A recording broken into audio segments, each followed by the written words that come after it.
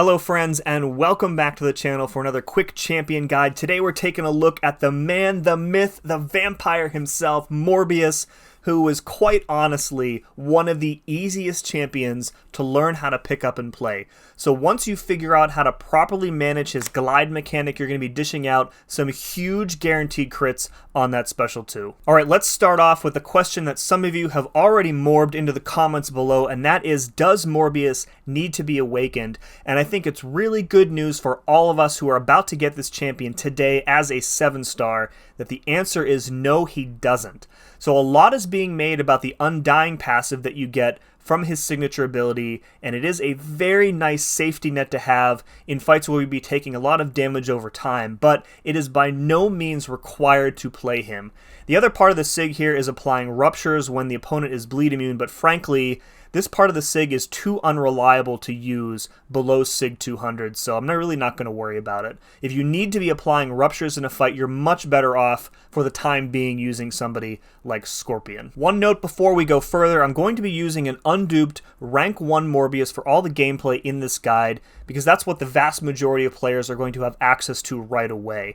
So you're going to have a better idea of what to expect from his damage output. Without further ado, let's jump right into the gameplay. Okay, so the first thing you want to know about playing Morbius is a mechanic called the Psionic Glide. So when he has this little wings icon available, his next medium dash attack will be both unblockable and will cause the opponent to miss. And you can use this to get very safe medium backdraft intercepts in on the defender, or you can punch right through their block if you need to get a hit in for a node like Bane or Brute Force. You can also use it to phase right through the end of their special attack too, which is going to be really helpful for tricky specials. So when you use a Psionic Glide, you'll be unable to do so again for 10 seconds. The second thing you want to know is that Morbius has a chance on all basic attacks to apply a 24-second bleed debuff. And you can see here that the bleed debuffs are ticking for barely any damage, and that's because they're not really designed for damage. Rather, they're designed to function as kind of like his in-fight currency, and you'll be able to cash them out later for a huge critical hit. So what you want to do here is basically just play normally, build up to your special 1, and ideally you want your Psionic Glide available when it's time to bait a special out of the opponent. The Psionic Glide will apply a bleed debuff. However, if you use it to punish a special attack, it will instead apply 4 bleed debuffs, and your goal here is to get as many bleeds stacked on the defender as possible. Now, your special 1 is going to apply some bleeds as well, but it will also refresh your Psionic Glide ability, so you can use it to push the defender over a bar of power, and that's going to ensure that you have a glide available to punish their next special attack with. Now, once you have at least 10 bleeds, you're going to put a Petrify on the opponent, and this is your signal that you can then cash out on the bleeds for a big special 2. So from here, you can either go straight to your special 2 or continue building up additional bleeds with glides and your special 1. Once you're ready to go, fire off your special 2. It's going to consume all bleeds on the opponent, give you an enormous attack increase, and a guaranteed crit on the second hit, and most likely your opponent is going to be dead. And that's all there is to it.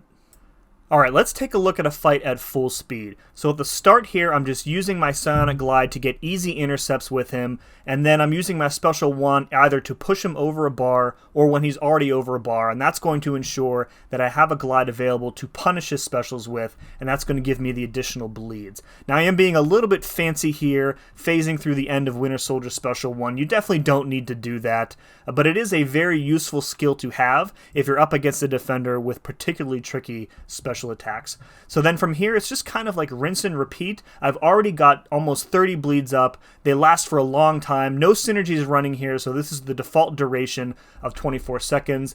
And I'm kind of feeling comfortable at this point about where the fight is going, so I think I'm building up close to 2 bars of power, and then I'm going to launch one more special 1, and then we're going to cash out with the special 2 here. So just below 2 bars, we apply a bunch more bleeds here, punish the special, and we're going to be at or around 30 bleeds total, I think, when we finally do launch that special 2. Do the Striker to extend our combo, 27 bleeds, and that's 155k crit, and ends the fight. 0 damage taken. Alright, real quick, let's review the rotation. So again, start off by just using your basic attacks, build up those bleeds on the defender. You can use your Psionic Glide to get easy intercepts on them, or just punch through their block, but you want to make sure that you are punishing their specials with a glide attack if possible to get those extra guaranteed bleeds. Your special one will refresh the glide ability and also apply additional bleeds, so you want to keep building them up. Use the special one to push them over a bar of power to make sure that your glide is available to punish it. And then when you have enough bleeds, at least 10, you're going to get that Petrified debuff. Use your special 2. It's going to consume the bleeds for a big attack increase and a guaranteed crit on that second hit. Now in longer fights, which I didn't show, you can instead use the special 3 instead of the special 2. It gives you the same attack increase, but it does not consume the bleed, so it allows you to kind of reset your rotation a little bit easier. And then if the opponent is somehow still alive, just repeat as necessary.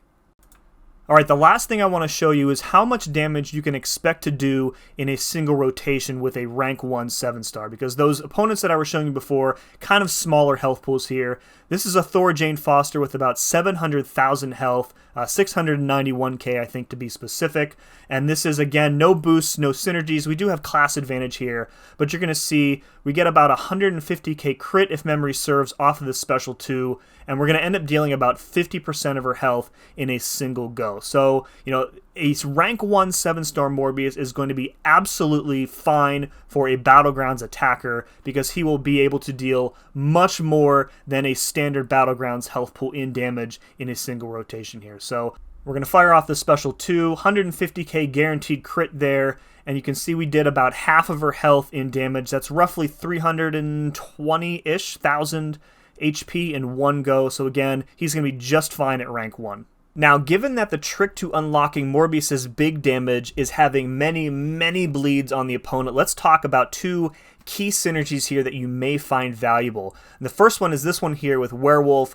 Elsa, Man-Thing, Ghost Rider, and Punisher, and it applies a 35% Torment passive for 30 seconds at the start of the fight. So Torment is an effect that increases the duration of damaging debuffs. So for the first 30 seconds of the fight, all the bleeds that you apply with Morbius are going to last 32 seconds instead of 24, and that is a huge difference. In questing, that could be the difference between ending the fight in a single rotation or needing to restart. Now, if you use Punisher for that synergy, you'll also get access to this other one here, which gives you an additional 10% bleed duration, bringing your bleeds up to 35%. Now, Punisher, of course, one of the rarest champions in the game, and you will need a 5-star or above.